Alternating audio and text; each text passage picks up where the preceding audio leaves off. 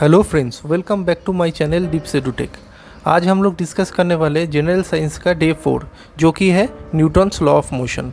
तो हम लोग आज बेसिक से डिस्कस करेंगे Newton's first law, second law, linear momentum, impulse, Newton's third law. जितना सारा इम्पोर्टेंट टॉपिक्स है ये आज हम लोग डिस्कस करने वाले हैं related to Newton's law of motion. Okay, तो चलिए शुरू करते हैं।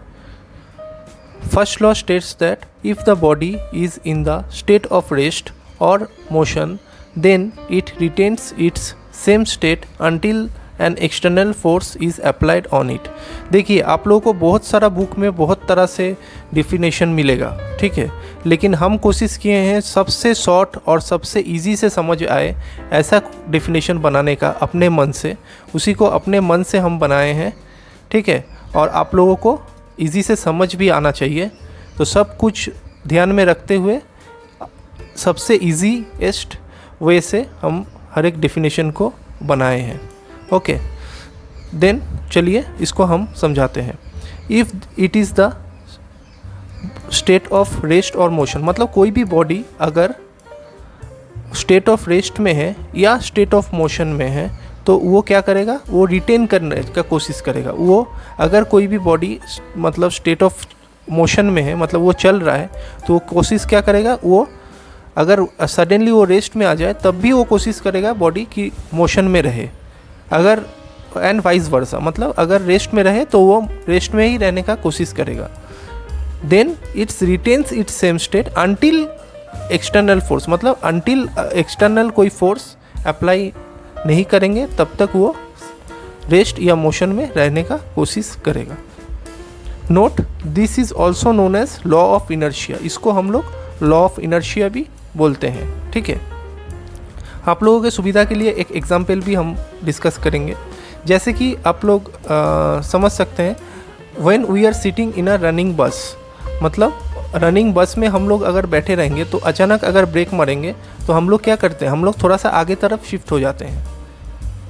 इसमें क्या पता चल रहा है, इसमें पता चल रहा है कि बस मोशन में है, लेकिन बस सडनली रेस्ट में आने के वजह से बॉडी मोशन में है लेकिन बॉडी मोशन में ही रहना चाहता है। इसके वजह से हम लोग का बॉडी थोड़ा सा आगे तरफ शिफ्ट हो जाता है। तो ये है फर्स्ट लॉ ऑफ मोशन का example. Okay, and now second law states that if the force is directly proportional to the rate of change of linear momentum, मतलब जो फोर्स है हम लोग का वो डायरेक्टली लीनियर मोमेंटम के ऊपर डिपेंड करता है। Directly proportional to the linear momentum. Linear momentum किसके ऊपर डिपेंड करता है, मास इनटू एक्सीलरेशन के ऊपर, ठीक है। ये सबसे छोटा डेफिनेशन है सेकेंड लॉ का। ओके, लीनियर मोमेंटम चलिए समझते हैं। It is the product of mass and velocity, तो it is related with second law. मतलब फोर्स जो है वो डायरेक्टली प्रोपोर्शनल है किसके बराबर, लीनियर मोमेंट के बराबर। मतलब F is equal to ma, m is equal to mass and a is equal to acceleration. मतलब फोर्स जो अप्लाई करेंगे हम लोग तो वो किसके बराबर होगा, वो मास एंड एक्सीलरेशन पे वो डिपेंड करता है। मतलब अगर फोर्स ज़्यादा होगा तो मास अगर ज़्यादा होगा तो फोर्स हम लोग को ज़्यादा लगाना पड़ेगा, और एक्सीलरेशन वो भी ज़्यादा फोर्स लगाने की वजह से वो ज़्यादा दूर तक ट्रैवल करेगा। तो ये इससे पता चलता है कि force is depends on mass and acceleration. Unit of force is kg metre per second square, जो कि हम लोग न्यूटन भी बोलते हैं unit. Okay, and next point क्या है, इम्पल्स। इम्पल्स एक नया टॉपिक है। If the force acts on a body for a very short interval of time, मतलब कोई भी फोर्स अगर हम लोग करेंगे कोई भी बॉडी के ऊपर, मतलब फोर्स डालेंगे तो वो अगर शॉर्ट इंटरवल ऑफ टाइम तक रेजिस्ट करेगा, then it is the product of force and the time interval. तो तब वो क्या होगा, वो प्रोडक्ट होगा, किसका प्रोडक्ट होगा, force and time interval. Time interval and force के ऊपर वो डिपेंड करेगा, ठीक है। तब वो हम लोग बोलेंगे उसको इम्पल्स।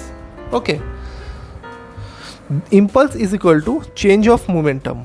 ये इम्पल्स का डेफिनेशन है। Change of momentum is equal to ये क्या होता है, चेंज ऑफ मोमेंटम किसके ऊपर डिपेंड करता है, फोर्स एंड टाइम इंटरवल के ऊपर। तो इम्पल्स किसके ऊपर डिपेंड कर रहा है, directly force and time interval के ऊपर। ठीक है, and the SI unit of impulse is Newton second, हम लोग उसको एनएसपी बोलते हैं। ठीक है, तो ये था हम लोग का first law of motion, second law of motion, linear momentum and impulse. ये सेकेंड लॉ ऑफ मोशन किसके ऊपर डिपेंड करता है, लीनियर मोमेंटम के ऊपर, और ये था हम लोग का इम्पल्स। ओके, चलिए नेक्स्ट पेज में चलते हैं।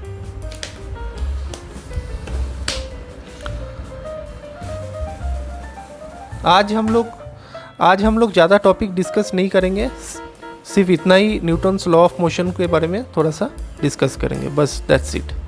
थर्ड लॉ ऑफ मोशन क्या बोल रहा है, it states that every action there is a equal and opposite reaction. मतलब कोई भी हम लोग अगर एक्शन करेंगे तो उसका जो रिएक्शन आएगा वो भी उसका इक्विवेलेंट होगा। Okay, note the direction of action and the reaction is always positive. मतलब जो डायरेक्शन होगा एक्शन का और वो जो रिएक्शन होगा वो क्या होगा, वो ऑपोजिट होगा। मतलब अगर हम लोग ऊपर की तरफ कोई भी फोर्स लगाएंगे तो रिएक्शन कब होगा, नीचे तरफ होगा, मतलब जस्ट ऑपोजिट होगा।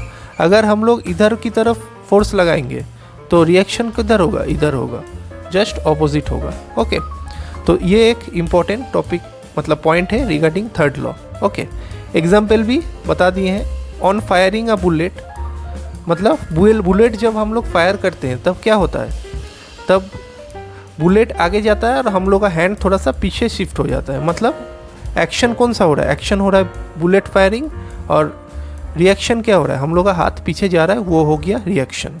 ठीक है, the gunner is pushed in backward direction. मतलब जो गनर होता है, जो हैंड ऑफ द गनर होता है, वो क्या कहाँ जा रहा है, वो थोड़ा सा बैकवर्ड डायरेक्शन में शिफ्ट हो जा रहा है। ठीक है, तो ये था आज का लॉज ऑफ मोशन के बारे में थोड़ा सा important points. If you like my videos then please do like, share and subscribe my channel. Till then, bye bye and see you in the next day with new topic, that is force and all the details of the force. Okay, thank you.